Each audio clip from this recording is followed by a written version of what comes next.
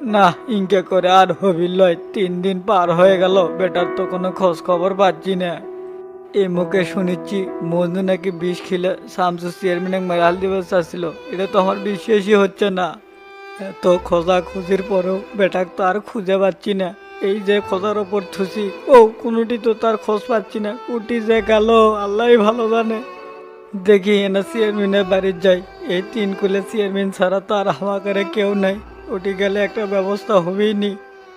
আল্লাহ, এই বুড়ো বয়সে আমাকে আর কত কষ্ট দিবে, আমি তো আর কিছু সহ্য করে পারছি না।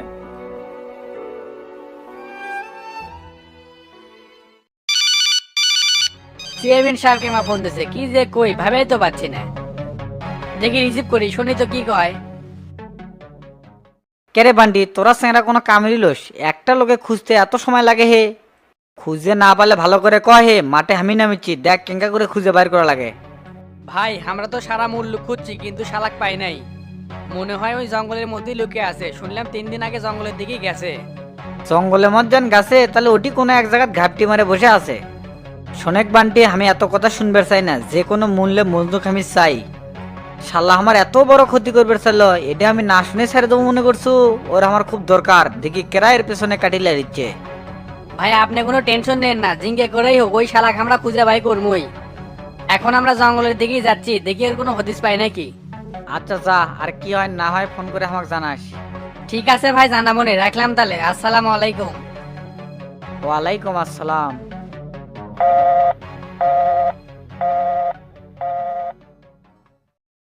আসসালামু আলাইকুম বাবা শামসু, কেঙ্কা আছো? ওয়ালাইকুম আসসালাম, এই তো আছি মোটামুটি ভালো। তে চাচা, আপনি কেসো যাচ্ছেন? না আসে তো আর পারলাম না বাবা, এলে আমি কি শুনেছি, কেঙ্কা করে কি হলো আমি তো কিছুই বুঝতে পারছি না। এটি তো না বোঝার কিছু নাই, আপনার ছেলে যায় কন, তাহলে বিষয়গুলো ক্লিয়ার হবি নি। শালার এত বড় সাহস, আমার খায় আমার পরে আর আমারই পিছে কাঠি লাগায়। আমার তো মনে হয় কোনো এক জায়গায় ভুল হচ্ছে, তুমি না ভালো করে খোঁজ খবরলে দেখো বাবা। খোঁজ লাগে দিছি, অসুরি তার খোঁজ বাই করবি, আমার নুন খায় আমার সাথে বেইমানি, এটা তো আমি মানবার পাবো না চাচা। কথাটা শোনার পর থেকে আমারও খুব খারাপ লাগিচ্ছে বাবা। ওই যে ইনকে একটা কাম করবি, এটা তো আমি কোনোদিন স্বপ্নেও ভাবিনি। খুব সহজেই তো করলেন যে স্বপ্নেও ভাবিনি, কত হাই পাওয়ারে বিষ মিশে দিছিল সেটা কি আপনি জানেন? টেরা যদি না খাইলনি তাহলে তো আমারই মৃত্যু নিশ্চিত হয়। আপনাকে রে পরিবারের ভরণ পোষণের দায়িত্ব নেওয়ার পরেও তার প্রতিদান আপনার ছেলে যে ইনকে করে দিবি, সেটা তো আমি কোনোদিনও ভাবিনি। তাক তো আমি কোনোদিন বাড়ির কামের লোক হিসেবে দেখিনি, তাক দেখছি সবসময় ছোট ভাই হিসেবে, তাই আমার সাথে এত বড় কি জন্য বেইমানি করলো সেটা তো আমার জানাই লাগবি। আমার মনে হচ্ছে মজনু কোনো এক চাপে এ কাম করছে, না হলে উই তো ইনকে মানুষই না বাবা। হতে পারে, তে চাচা খারা আছেন কে, বসে থেকে কথা কন। আচ্ছা বসতেছি। আচ্ছা চাচা, কার চাপে পড়ে ইনকে কাম করতে পারে সেটা কি আপনি জানেন? আমি তো কিছু কর পাচ্ছি না বাবা, সারাদিন তো উই তোমার বাড়িতেই থাকতো, এর পেছনে যে কার হাত আছে সেটা কেমনে কই। আমার মাথায় আর কিছু ঢুকিচ্ছে না। আচ্ছা চাচা কোন তো, আপনার ছেলে কুটি লুকে আছে নাকি আপনি কোনোটি লুকে রাখছেন? সত্যি করছি বাবা, ওই দিনের পর থেকে উই আর বাড়িতেই যায়নি। এই ঘটনা শোনার পর থেকে ওর বউ কান্দিতে কান্দিতে চোখ ফুলে তুলছে। আমি এত কিছু শুনবার চাই না, যদি মজনুক বাঁচাবার চান তাহলে তাড়াতাড়ি ওক বাইর করে দেন। একটা কথা মনে রাখবেন চাচা, এই শামসুর কাছ থেকে মজনু কিন্তু বাঁচবার পাবিল লয়। আমিও চাই ও তোমরা খুঁজে বার করে এর একটা কঠিন শাস্তি দাও, কিন্তু লোকটাকে তো খুঁজে বার করা লাগবে আগে। চার মুখে লোক নামে দিছি, শীঘ্রই মজনু ধরা পড়বি। এই শামসুর সাথে বেইমানির শাস্তি কি হতে পারে সেটা ওই হারে হারে টের পাবি। ওক যদি খুঁজে পাও বাবা, আমাকে না খবর দিবে, আমি খালি এনা জিজ্ঞাসা করব তুই এই কামটা কি জন্য করলু। আচ্ছা চাচা, মজনু কার সাথে মিশিচ্ছিল এমন কোনো তথ্য আপনার কাছে কি আছে? না বাবা, তবে মাঝে মাঝে কেরা জানি ফোন করে ধমকা ধমকি করতো, আমরা যদি জিজ্ঞাসা করতাম তখন কয় সবই আমার কপাল আব্বা, আর কিছু করতো না। ফোনে যান ধমকা ধমকি করছে, তার মানে অবশ্যই এর একটা নাটের গুরু আছে। আমি ওর বইয়ে কত জিজ্ঞাসা করছি কিন্তু কোনো কিছু কর পায় না, তবে একটা বিষয় হলে খুব চিন্তিত আছিল, এটা আমার মনে হয়। আচ্ছা চাচা, আপনি ভালো করে মনে করেন তো, উই কি কারোর সাথে দেখা করতো বা ওর কাছে কেউ দেখা করার জন্য আসতো? ওই রকম তো কোনো কিছু চোখে পড়েনি, তবে মাঝে মাঝে তোতা মেম্বার আসতো ওর কাছে। তোতা মেম্বার ওই শালা কেসব আসতো?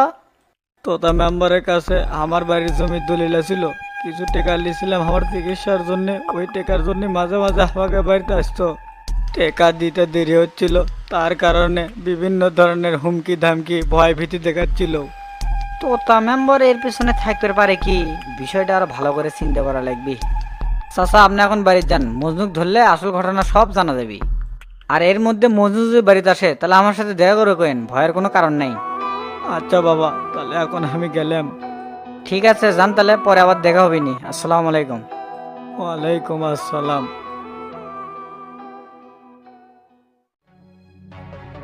এর পেছনে যদি তোতা মেম্বার থাকে, শালাক বুঝে তুমি শামসু কি মাল। তার আগে মজনুক দরকার, বিষয়টার রহস্য তো ভেদ করাই লাগবে, না হলে তো হবিল লয়।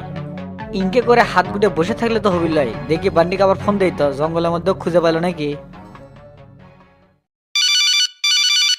ভাই ফোন দিছে, দেখি রিসিভ করি তো কি কয়। হ্যালো বান্ডি। হ ভাই শুনিচ্ছি কন। কে রে, এখন কোনটি আছো? আমি তো এখন জঙ্গলের মধ্যে সব জায়গায় তন্ন তন্ন করে খুঁজতেছি, কিন্তু কোনখানে তো পাইলাম না। পাসনি মানে? শালাক জিঙ্কে করে হোক খুঁজে বাইর করা লাগবি। আমি খোঁজার উপরই আছি, আরো কিছু জায়গা বাদ আছে, সেটাই খুঁজতেছি, দেখি শালাক পাই নাকি। ভালো করে খোঁজে খেয়ে দরকার হয় আরো লোক লাগা, যে কোনো মূল্যে মজনু খামার চাই। আচ্ছা ভাই, আপনি কোনো চিন্তা করেন না, আজকের মধ্যে একটা রেজাল্ট পেয়ে যাবেন। তাই জান হয়, রাখলাম তাহলে। ঠিক আছে ভাই, রাখেন।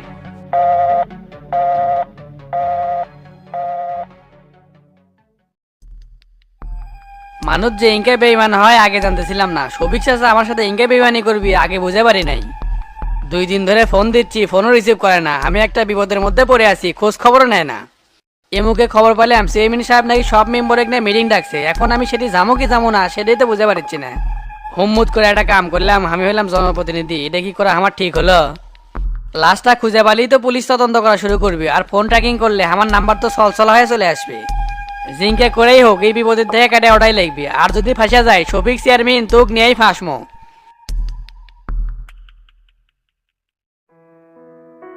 আসসালামু আলাইকুম স্যার। ওয়ালাইকুম আসসালাম, আপনি কে, কি চাই? স্যার, আমি একটা মিসিং ডায়েরি করার জন্য আসছি।